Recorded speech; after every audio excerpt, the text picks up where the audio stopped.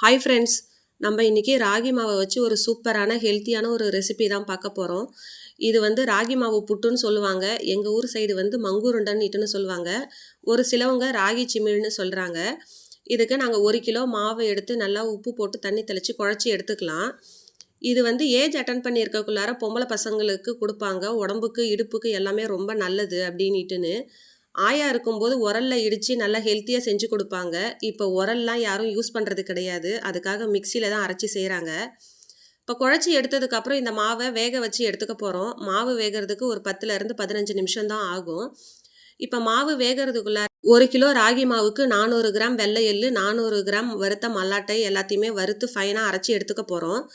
இதுக்கு ஸ்வீட்டுக்கு வெல்லம் தான் சேர்க்க போகிறோம். 1 கிலோ மாவுக்கு 1 கிலோ அளவுக்கு வெல்லம் கரெக்டாக இருக்கும். இது ஒரு 1 வீக் கூட வெளியில் வச்சு சாப்பிட்லாம். அந்த அளவுக்கு சூப்பராகவே இருக்கும். நாங்கள் சின்ன வயசில் இருக்கக்குள்ளார ஆளுக்கு ஒரு உருண்டைன்னு இட்டுன்னு கொடுப்பாங்க. அடுத்த வேலைக்கு பசியே எடுக்காது. அந்த அளவுக்கு வயிறு ரொம்பவே ஃபில்லிங்காக இருக்கும்.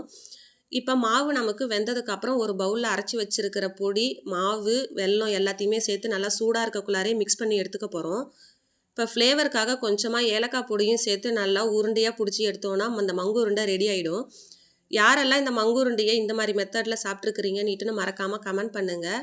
அவ்வளோதான், நமக்கு சூப்பரான மங்கு உருண்டை ரெடி ஆகிடுச்சு. இந்த வீடியோ உங்களுக்கு பிடிச்சிருந்தா லைக் பண்ணுங்கள், ஷேர் பண்ணுங்கள். மறக்காமல் பார்த்தா விலாஸ் சேனலை சப்ஸ்கிரைப் பண்ணிக்கோங்க. Thank you friends.